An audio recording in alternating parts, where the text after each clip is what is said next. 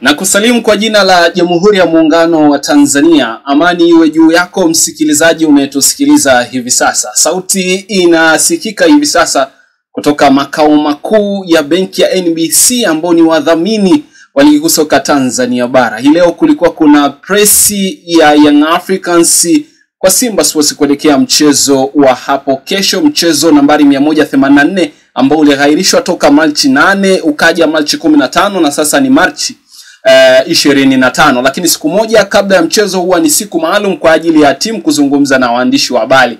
Young Africans wenyeji wa mchezo wametokea, lakini Simba Sports paka anavyozungumza nao simu zao hazipatikani. Kwenye line ya simu nipo na Saifu Mipapa. Kwanza nijue hali yako iko vipi kutokea mji mtukufu wa Tanga?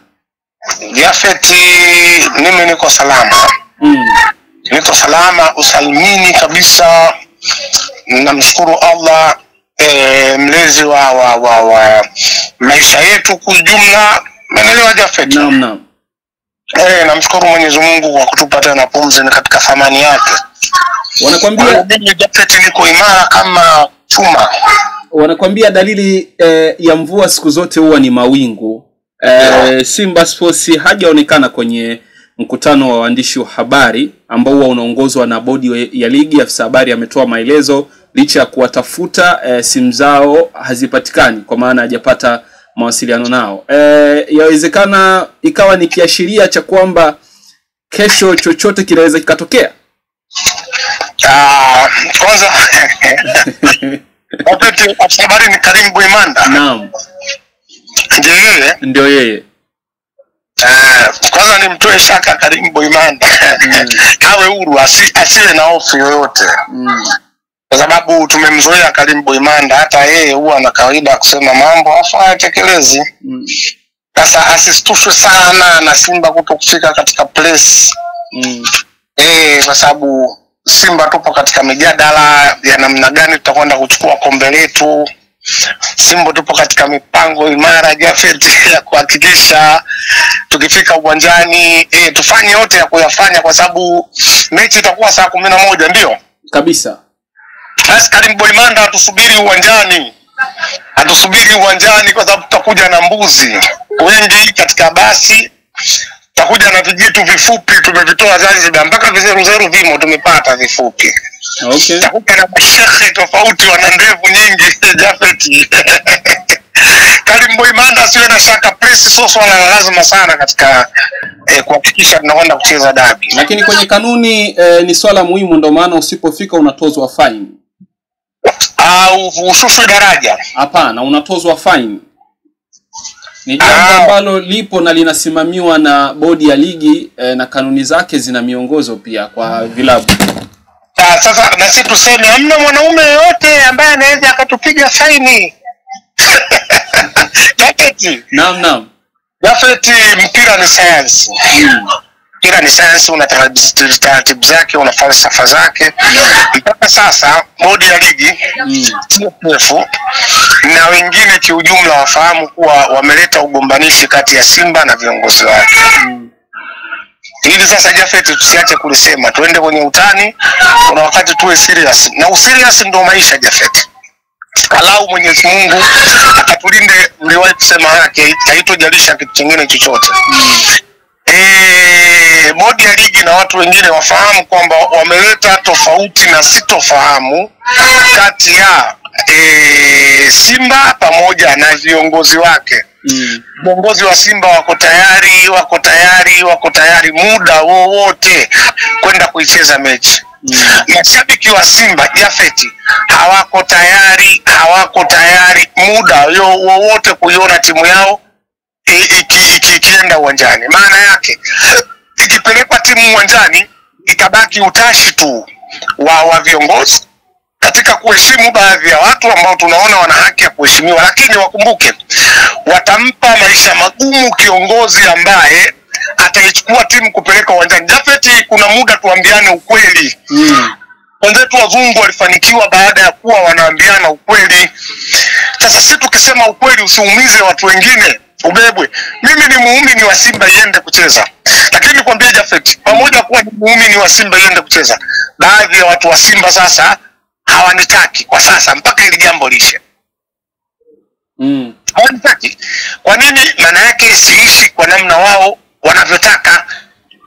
Sasa Simba kuwaona katika press, maana yake ni kuwaonyesha mashabiki zao kwamba si tuko tayari ni kuwasikiliza. Sasa kuna muda huwa tunadanganyana humu katika vyombo vya habari, huwa wanadanganyana baadhi ya watu kwamba unajua ukiwa kiongozi unapaswa kuwa mweledi. Hawa mashabiki hawa wanazungumza hivi bila yao mashabiki kuvaa jezi ya klabu yako, bila yao mashabiki kukusupport. Una timu wewe, Azamu anafeli wapi? Ana mashabiki. Njombe Mji anafeli wapi? Ana mashabiki. Kwa nini leo kunapotokea uwekezaji wowote mkubwa wanafuatwa Simba na Yanga? Azam silitaka uwekezaji ule nadhani sijui wa haki ya kimatangazo wa Simba TV nadhani na Yanga TV, kama sikosei utakuwa katika sekta hiyo. Kabisa. Aliwafuata Dodoma Jiji? Hapana. Geita Gold? Hapana. Kwa nini hakuwafuata? Hawana mashabiki. Sasa kuna muda na nyinyi watu wa tasnia mwe mnaheshimu. Viongozi wa Simba wanajiuliza wakipeleka timu uwanjani wanawajibu nini mashabiki zao? Wewe kiongozi ambaye unataka ipelekwe kwa sababu ya interest zako binafsi, wewe utakuja kuulizwa baadaye. Viongozi wa Simba watamuuliza Murtaza Mangungu. Umeelewa Jafet? Mimi ni muumini wa timu iende, lakini pia ni muumini wa kuona viongozi jinsi gani wanapata ugumu wa kupeleka timu uwanjani. Ahmed Ally anaulizwa, ipo amemaliza mechi juzi, unacheza. Shabiki wa Simba anamuuliza Ahmed Ally unacheza? Uso wa Ahmed Ally una majibu matatu. Tunaenda unajibu, atuendi unajibu, na sijui unajibu. Ndio tulipofikishwa. Kwa hawa viongozi wawe makini sana katika haya majambo, wawe makini wanawafanya watu kuishi maisha magumu. Wakati wao wamerelax na familia zao, wanaishi maisha mazuri, hawaulizwi chochote, majambo yao yanakwenda. Wameruhusu kundi la wajinga lijione limeshinda katika jambo ambalo ilikuwa linaamuliwa tu. Yani saizi hapa mimi na tunapoongea jambo limeisha na kila mtu ameshasahau. Tayari kuna machungu mengine. Na mimi nikwambie salama viongozi wa Simba, Mungu abariki. Kama wanapeleka timu kesho washinde. Jafeti wasiposhinda watamanuliwa hawa, hutoamini. Na kuna mtu yote kati yao atazuia wasiondoke kwa sababu wataenda kumanuliwa katika uchaguzi. Wewe kiongozi ambaye uliharibu ili jambo muda mrefu, mimi sikusudii watu walikuja kulijenga mwisho, na kusudia wale uliharibu mwanzo. Wewe kiongozi uliharibu ili mwanzo muda mrefu, una uwezo wa kumsaidia nini kiongozi leo wa Simba ambaye anakuheshimu wewe, lakini wanachama na mashabiki hawataki hicho ambacho wanakifanya? Jafeti watu weupe wana maarifa sana. Usipodhibiti hatari, basi baadaye utashindwa kuheshimiwa kwa kutokudhibiti hatari yako. Usipodhibiti hatari, baadaye unaweza ukakutwa na janga kubwa kuliko hatari yenyewe. Usipodhibiti hatari, maafa yake hayasemeki Jafeti. Kwa hiyo juu ya kuelekea mchezo wa dabi, ni kwa sababu ni muumini wa dabi. Mimi nilisema Simba itaenda kucheza dabi kwa sababu ni muumini. Sasa isipokwenda nisiulizwe kwa nini ilikwenda.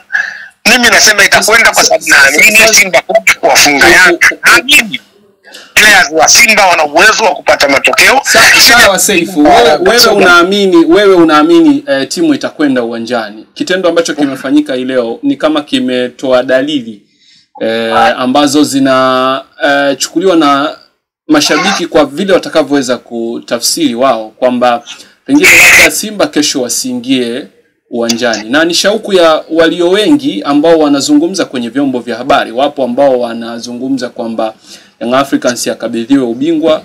Wapo baadhi ambao wanataka mechi ichezwe, na imekuwa hivyo njia panda. Katika hili tunakoelekea, unadhani hali inakuaje kwa mashabiki wenyewe ambao sasa hivi ndio walengwa wakubwa? Jafeti, mashabiki hichi kilichofanyika leo kwao ndio furaha.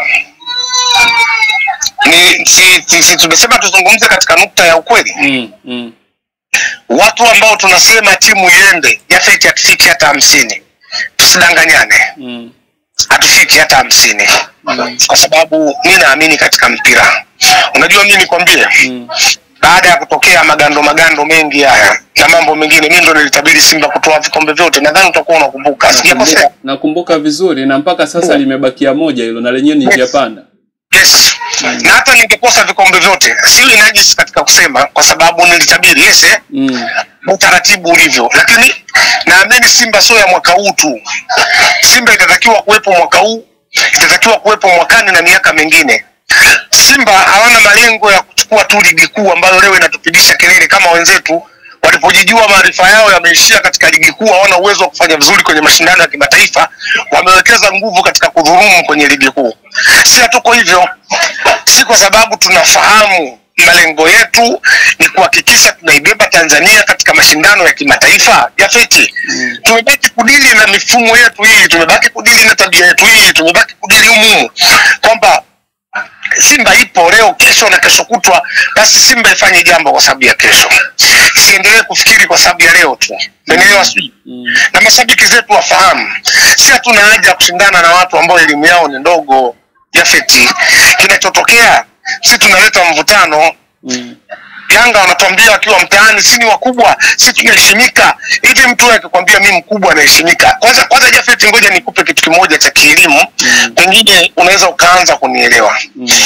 Jafet, neno mimi kuna kipindi nilikuwa nakwambia ni neno baya sana. Muogope mtu anayesema mimi, haijalishi ana mamlaka gani.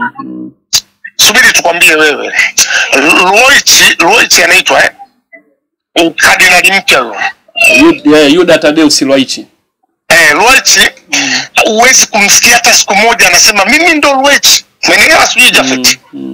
Kila sisi tunaimuona ndo tutasema. Hawezi kusema mimi mtukufu. Sisi tunaimuona ndo tutasema kwamba Loichi ni mtukufu. Umeelewa vizuri? Yaani muogope mtu mwenye kusikiki na mimi, yani yeye ndo anaanza kujitangaza kabla hajatangazwa. Hiyo ni sifa ya mjinga. Kwa nitaka nitumie mfano gani? Kuna kipindi mimi nilikuwa nafanya kazi pale University of Dar es Salaam. Yaani nilipata vikazi vya hivi vya kimaskini hivi.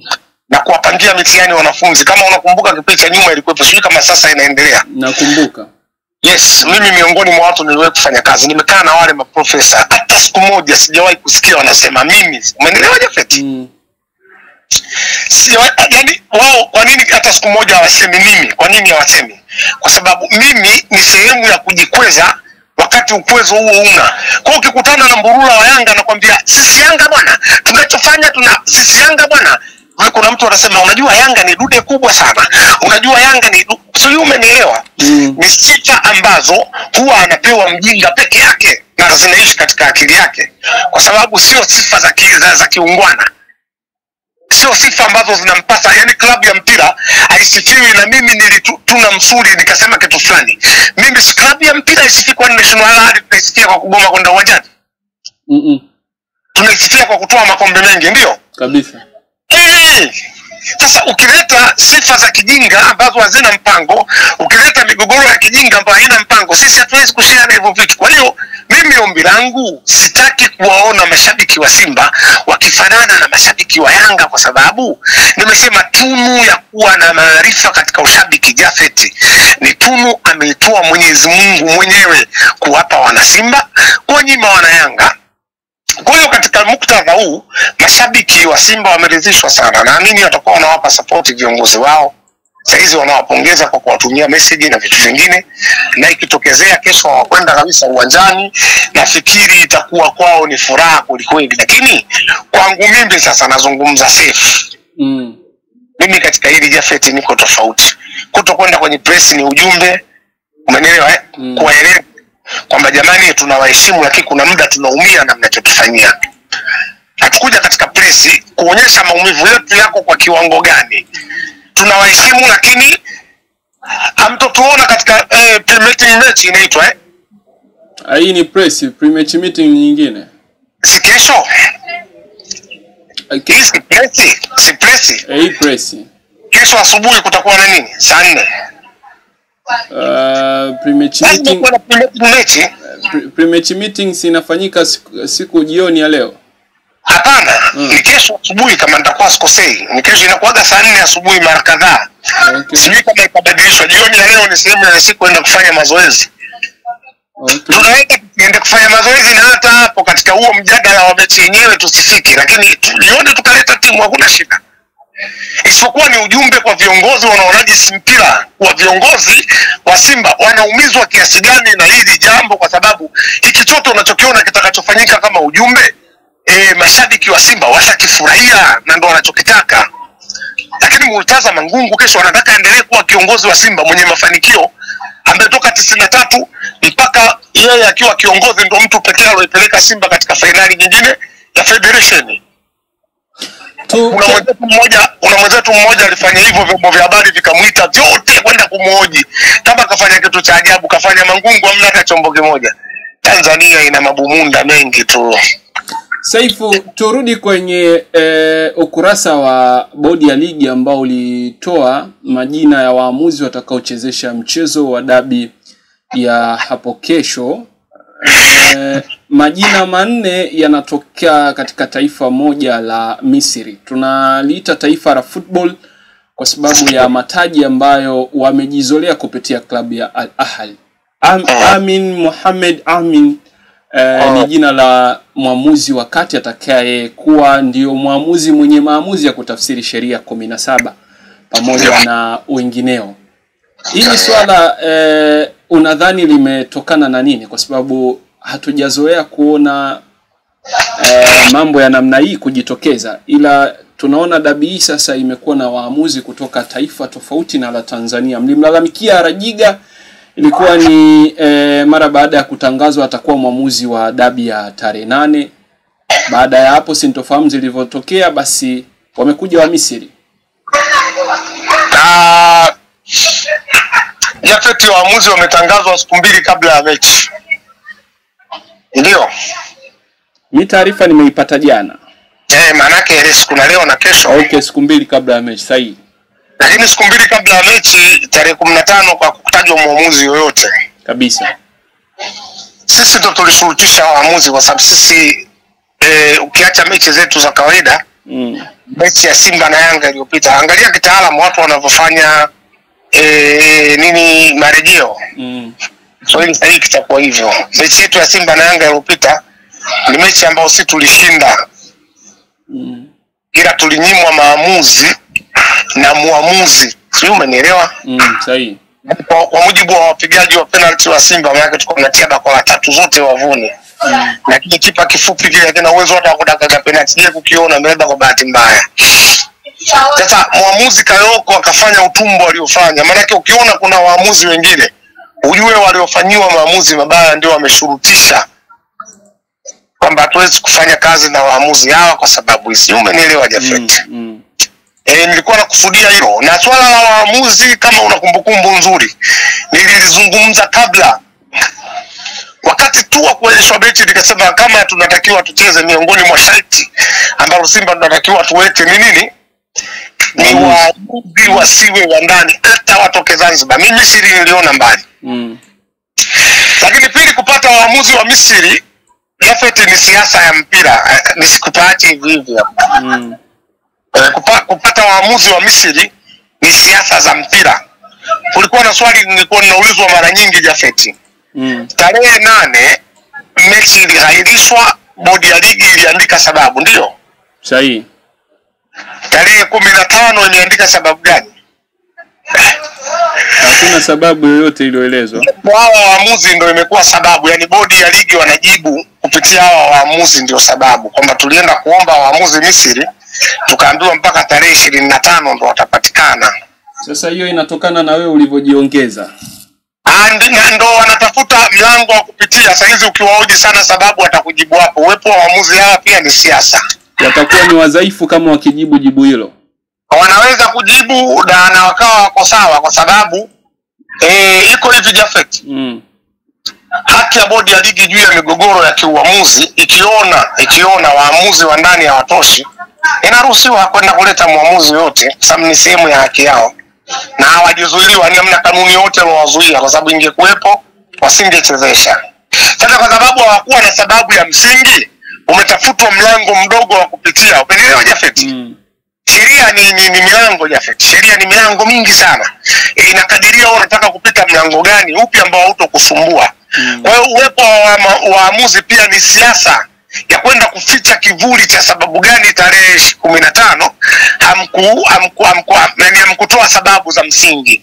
Leo sababu itakuwa ndio hiyo, na siku ikiulizwa kweli kweli utaisikia na Jafet itajibiwa kama sababu.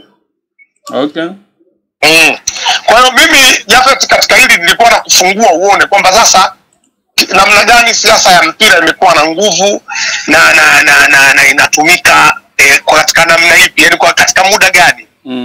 Muda wa kutumia siasa ya mpira. Kwa Jafet mimi binafsi ili nisikuchoshe kuhitimisha.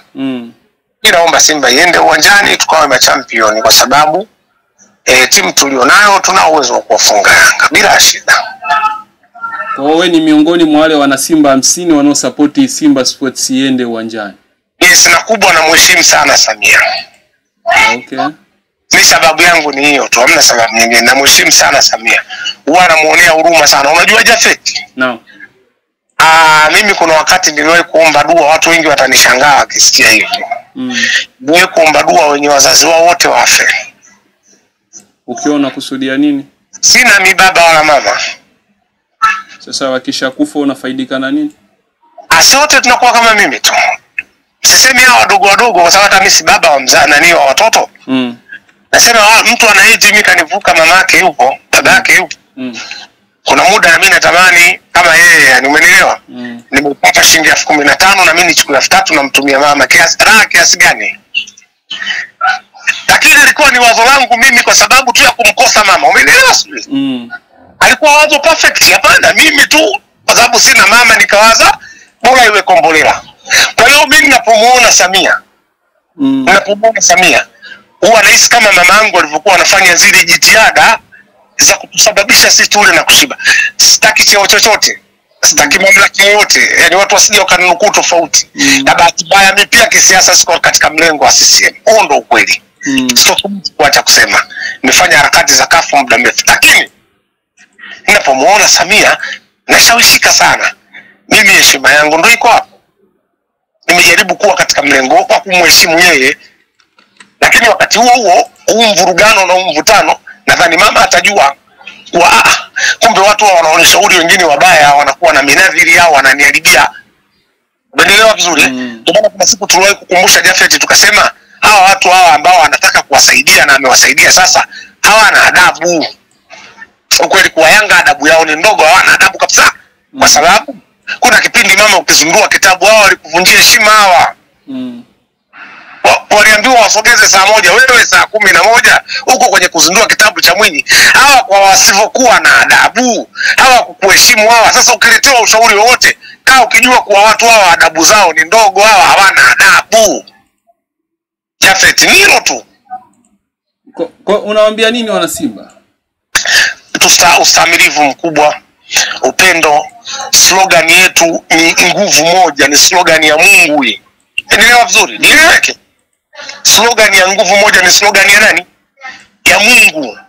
Mungu anaposema mimi ni Mungu wa majeshi, ukisikia ni Mungu wa majeshi ni moja umoja. Umoja. Kwa ukisikia nguvu moja maana yake neno lenyewe linahitaji kuonyesha wingi, lenyewe siliko katika wingi. Mungu wa majeshi ni umoja. Mamlaka anazotumia wadudu wanyama. Simba tunasema nguvu moja au nyuma mwiko wa kupigia vilau au nini? Una slogan unasema nyuma mwiko. Nguvu moja, slogan ya Mungu tunasafiri nayo. Basi tuishi katika nguvu moja, tusije tukabaguana. Viongozi wetu wamepeleka timu, tushare nao. Haikuwa katika nguvu yao wala mamlaka yao. Hawakupeleka timu, tushare nao. Chochote kitakachotupitia tuseme tumekubaliana nao. Jafet mimi yangu ni hayo. Cha kuongeza kidogo niseme nisisahau kwa wabaguzi, tumsupport Mohamed. Kama sio Mohamed tusingejua ya madudu haya alikuwa anafanywa chini mpaka ameibuka kwa sababu ya nguvu Mohamed aliwekeza katika mpira. Madudu yanatoka sasa chini tunaanza kuyaona. Kwa tuendelee kumpa nguvu Mohamed, tumsupport Mohamed. Umeelewa bwana? Kaka zangu kiza, ndugu zangu Uingereza, miango London, Leicester City, ndugu zangu wengine wapo manchi tofauti, wengine na wasahau. Umeelewa bwana kabisa. Kuna Chazi kutoka Msumbiji. Kabrigado. Umeelewa? Mbunge, watu waelewe huyu ni mbunge, sio mtu wa kawaida. Mtu mashuhuri. Sema tuwe strong. Tunapitishwa katika mkiki ambao tunategemea. Basi tuombe Mungu atuongoze. Tuombe mwenye na baba la mama Mama G. Kasim. Naam, Kasim Maji. Naam. Wale ni changamoto za dua ni Jafet bwana, mambo haya yamenivuruga. Hata kabisa, lakini mambo yatakaa sawa tu Jafet. Kabisa. Na tukumbuke sisi wasemaji ili niseme Jafet. Naam. Tulinde sana jaziba zetu katika kusema. Kwa sababu wewe leo unajiona wasema katika social media ni kwa sababu mpira upo. Mpira ukiwa upo brother, uweze kuimba tarabu, so kweli kazi ya DJ Kopa. Kabisa. Kwenda bolingo wala nyimbo nyingine, tutategemea mpira uwepo ili tuzungumzie mpira. Basi kuna muda tuheshimuni mamlaka, tuheshimu mpira. Twendeni mbele, tutafika, tuache jaziba, tusiongeze na vitu hivyo. Yangu ni hayo Jafet. Kesho ni dabi ya Kariakoo, mechi nambari 184 itakayochezwa majira saa 11 kamili za jioni hapo uwanja wa Benjamin William Mkapa. Wenyewe wanapaita Lupaso, machinjio hatoki mtu. Slogan zote zinatengenezwa na hizi timu mbili, Young Africans pamoja na Simba Sports. Wanakwenda kukutana. Itakuwa vipi ikiwa leo katika mkutano wa waandishi wa habari Simba Sports hajatokea? Mwenyeji wake Young Africans pekee ndiye aliyekuwepo kuzungumza na waandishi wa habari. Yote tutayajua majira ya saa 11 kamili za jioni. Mambo bado ya moto kweli. Nani kuondoka na kombe la msimu wa 24-25 ikiwa bingwa mtetezi ni Young Africans aliyelichukua kwa msimu wa 23-24. Saifu Mipapa ndivyo anavyoachia line ya simu. Endelea kusalia nasi ili tuendelee kukujuza mengi yanayoendelea kujiri katika anga la kimichezo. Asalamu alaykum.